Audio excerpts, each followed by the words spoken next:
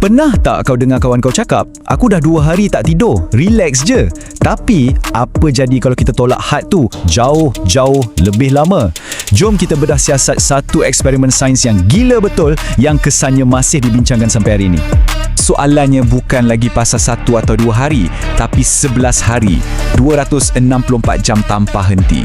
Apa agaknya akan jadi pada otak dan badan kita? Adakah kita sekadar akan jadi penat atau ada sesuatu yang lebih gelap dan bahaya akan mula mengambil alih? Jawapannya mungkin akan buat kau tengok tidur tu dengan cara yang berbeza selamanya. Okey, kisah ni bawa kita balik ke tahun 1964. Ada seorang remaja ni, umur dia 17 tahun, nama dia Randy Gardner. Untuk projek pesta sains sekolah dia, dia decide nak buat sesuatu yang tak pernah orang cuba secara rasmi. Tengok berapa lama dia boleh bertahan tanpa tidur. Ya, untuk projek sekolah. Matlamat dia, pecahkan rekod dunia tak rasmi masa tu. Dan dia berjaya. Dia berjaga selama 11 hari dan 25 minit. Cuba kau bayangkan sekejap, 264 jam tanpa lelapkan mata walaupun sesaat. Jadi, kenapa 11 hari ni penting sangat? Menurut saintis yang pantau Randy ni, inilah titik kritikalnya. Diorang dapat tengok sendiri secara live macam mana otak manusia bila dah ditolak sampai ke limit, dia mula tutup switch satu persatu untuk lindungi diri dari kerosakan total. Walaupun mata dia masih terbuka. Sekarang, jom kita tengok apa jadi hari demi hari. Ini macam satu diari seram tentang apa yang berlaku pada minda seseorang bila otaknya perlahan-lahan mula rosak. Garis masa ni tunjukkan betapa cepatnya keadaan jadi teruk. Mula-mula nampak macam biasa je. Hilang fokus, mood swing, benda yang kita semua pernah rasa bila tak cukup tidur kan? Tapi lepas tu, dia bertukar jadi sesuatu yang jauh lebih menakutkan. Sampailah ke tahap otak dia sendiri ambil alih untuk selamatkan diri. Masuk je hari keempat, garisan antara realiti dengan mimpi dah mula kabur. Otak dia dah penat sangat sampai dia mula cipta image sendiri. Contohnya, dia tengok papan tanda jalan yang biasa, tapi otak dia bagi tahu, itu orang tengah berdiri tepi jalan. Halusinasi dia bukan setakat visual je tau. Ia mula serang identiti dia sendiri. Ada satu ketika tu, dia betul-betul yakin yang dia ni Paulo, seorang pemain bola sepak profesional yang famous masa tu. Otak dia dah cipta satu personality baru untuk dia. Pada hari ke-7, memori dia mula fail. Dr. William Deman dari Stanford bagi dia satu ujian yang simple je. Kira menurun dari 100, tolak 7 setiap kali. Dia pun bula 100, 93. Tiba-tiba dia berhenti dekat 65. Bila doktor tanya kenapa, dia jawab dengan kosong. Aku lupa apa yang aku sedang buat. Menjelang hari ke-11, Randy dah hampir tak dapat dikenali. Doktor yang periksa dia gambarkan muka dia macam topeng tanpa ekspresi. Kosong macam patung. Dia dah betul-betul sampai ke had mutlak kemampuan seorang manusia. Kat sinilah part sains dia yang jadi sangat menarik.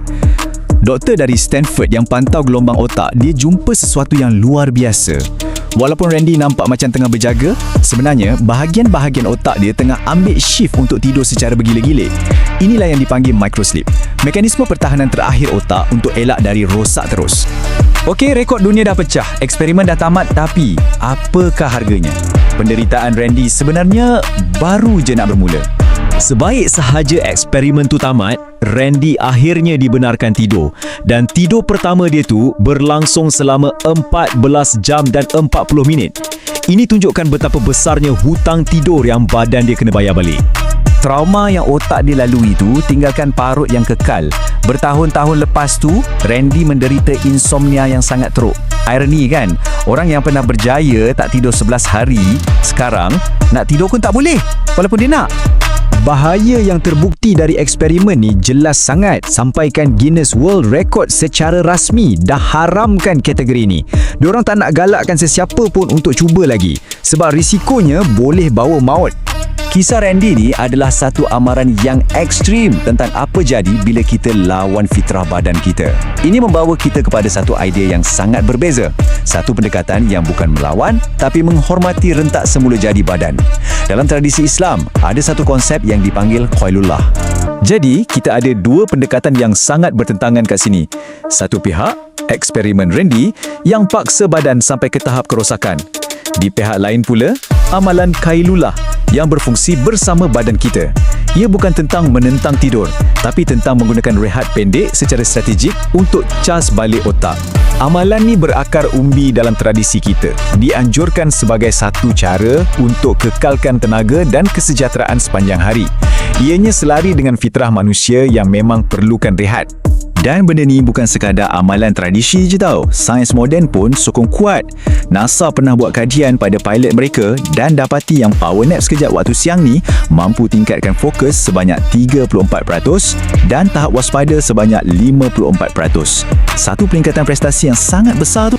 Dan amalan ni sangat fleksibel. Perkara yang paling penting bukanlah peraturan yang ketat, tapi niatnya untuk bagi rehat yang badan kita perlukan di pertengahan hari supaya kita boleh berfungsi dengan lebih baik pada sebelah petang. Jadi, apa pengajaran utama dari semua ni? Kisah Randy dan konsep Kailulah kedua-duanya menunjukkan satu kebenaran yang sama. Fikir macam ni. Masa kita berjaga, otak kita bekerja dan menghasilkan sisa buangan. Bila kita tidur, ada satu sistem pembersihan dalam otak yang akan aktif dan buang semua toksin ni. Bila kita tak tidur, macam Randy, sampah ni akan mula terkumpul, sampaikan sistem otak kita jadi jam dan rosak. Jadi, lepas dengar semua ni, cuba renung sekejap. Kebolehan kita untuk lelapkan mata setiap malam tu sebenarnya satu proses biologi yang sangat penting. Bukankah ia satu nikmat yang kita selalu lupa nak syukuri? Kalau kau fikir cerita ni gila, tunggu bila kau tengok apa yang berlaku seterusnya. Nak tengok lebih banyak video menarik dan mind-blowing? Jom ke channel YouTube Wow Mind Blowing dan jangan lupa subscribe, okay? Love you guys!